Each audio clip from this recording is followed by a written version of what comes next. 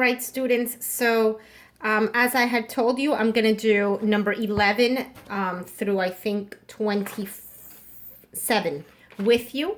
Number 1 through 10, we did it in class. I was very specific to you that I wanted you to take notes on each and every one of them and learn how I did them. And we spent an hour and a half in class doing number 1 through 10. So hopefully you're going to be ready for the midterm on Monday. I do recommend, and I hope you do it, that on Sunday night, you go ahead and you go through each and every one of them and you remember the tricks on how to answer these questions. All right, so let's go with number 11. I want you to pause the video when you do each one of them and read it on your own. Go ahead and read it on your own and try to answer it. Try to think, okay? Use your brain.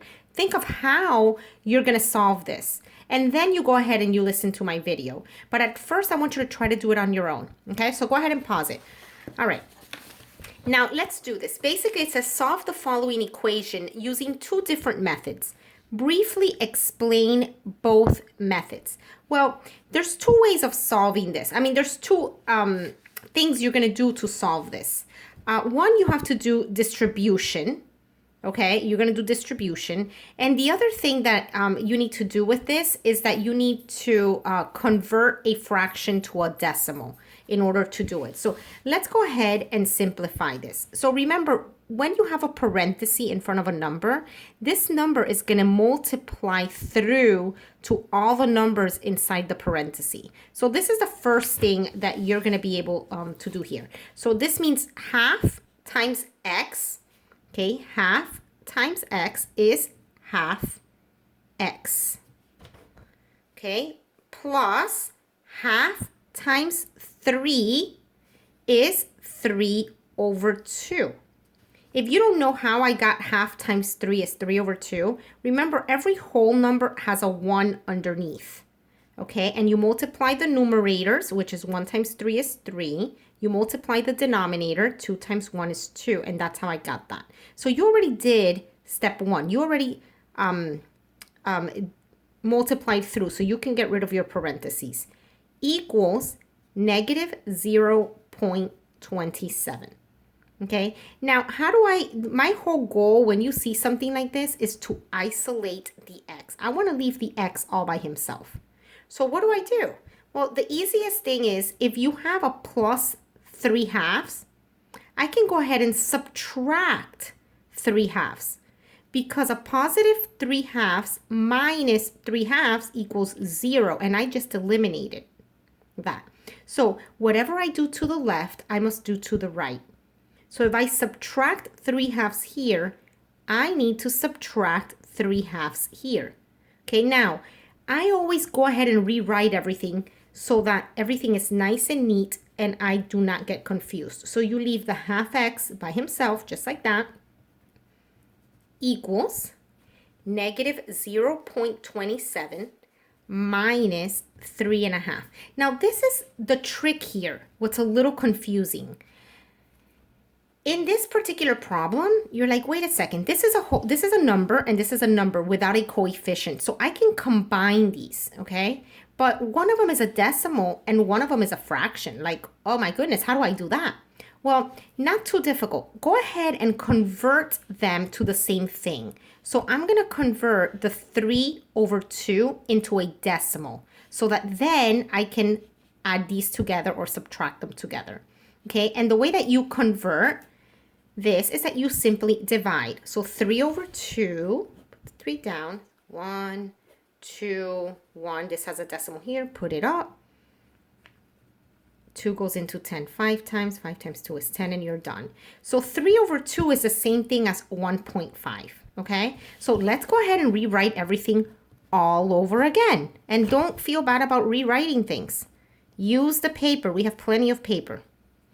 Don't forget your sign either, okay? Now you have negative 0.27 and negative 1.5. I can combine these two, okay? Now you have a negative and you have a negative. So you're going to add the negatives. A negative plus a negative is a bigger negative. Okay, if you still can't recognize that, remember, keep, change, change. You have two negatives. So you're actually going to add them. So your sign is going to stay negative. Okay, your sign is going to stay negative. The tricks of doing this is that you line them up by decimal point. The decimal goes down. Oops, sorry. So you have 7, 7, 1. So a negative 0.27 and a negative 1.5 is a negative 1.77. And now you still have the half x. Well, I want to keep the x all by himself. So what do? Well, when you are multiplying with a fraction, you're going to multiply by the reciprocal. And we did this in class a couple times because that is going to cancel out. Okay, so here you're going to multiply by 2 over 1 or just simply 2. It's the same thing. It's going to cancel out. Whatever you do here, you have to do here. So here you're going to multiply by 2 or 2 over 1, which is simply 2. Okay, so now you're left with x equals negative 1.77 times 2. So you have a negative and a positive. Negative times a positive. Your answer is going to be negative. I go ahead and put in my answer already. And you can go ahead and use a calculator for this if you want. I don't have a calculator, so I'm going to do it very quick. But it's 1.77 times 2. 7 times 2 is 14. 7 times 2 is 14, 15. 2 times 1 is 2, and 1 is 3. 1, 2, 1, 2. And my answer is 3.54. 3.54. So x equals negative 3.54. So this is not an easy one, guys. This is going to test if you know how to distribute, if you know how to convert a fraction into a decimal, if you know how to combine like terms, if you understand that a negative and a negative, you're just adding the negatives, and your answer is going to be a bigger negative. It's going to test everything. It's going to test if you know that a negative and a positive, when you're multiplying, it's a negative. So it's going to test everything. You have to do it carefully, okay? All right, let's go to number 12. And these questions are long, so I'm probably going to be able, in each video, do like 2 or 3 of them. Which situation could be described as the product of positive 3 and negative 4? Okay, so remember, when it's product, it's multiplication, right? So we're going to read each situation, and we're going to see how that can fit in place. So we know the product of 3 and negative 4 is negative 12, okay? But that's not basically what it's asking you for. So let's look at these. It says, at noon, the temperature was 0 degrees. During each of the next 3 hours, the temperature increased by 4 degrees. Now, when you increase, you're going up, right? So let's look at that. Every time I look at temperature, I like thinking of a number line that is vertically.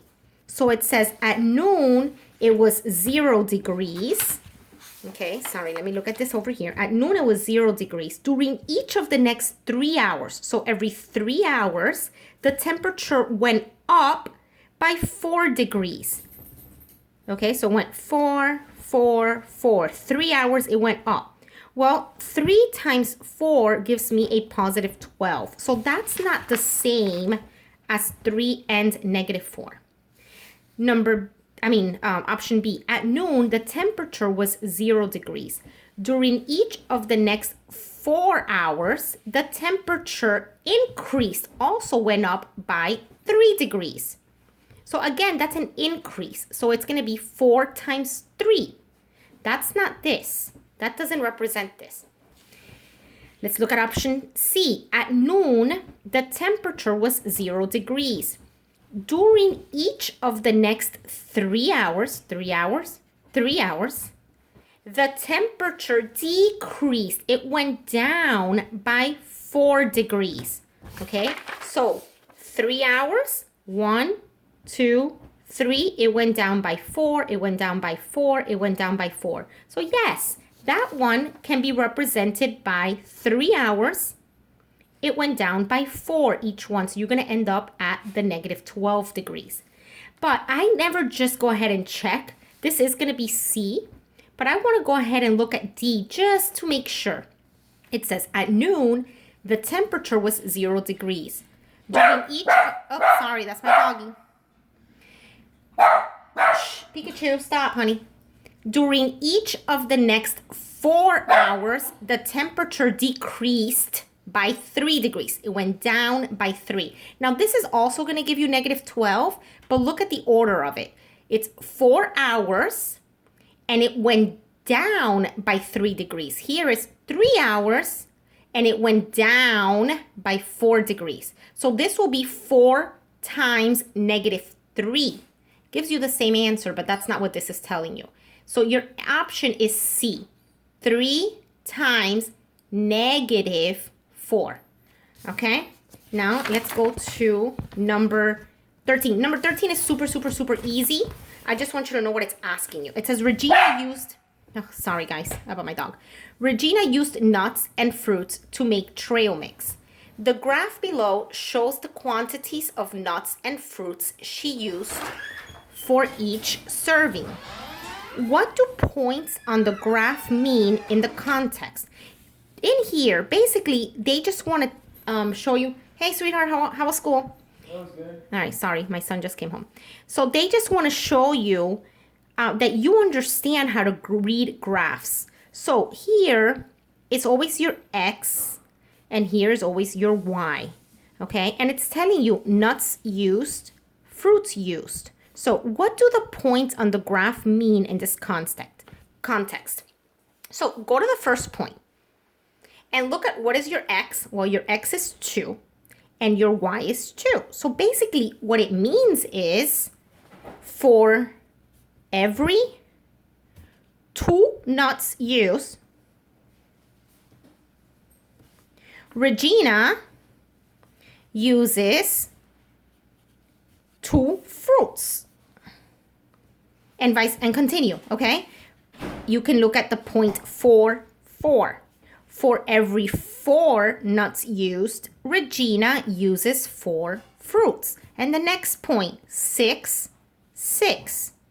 For every 6 nuts used, Regina uses 6 fruits. So that's it.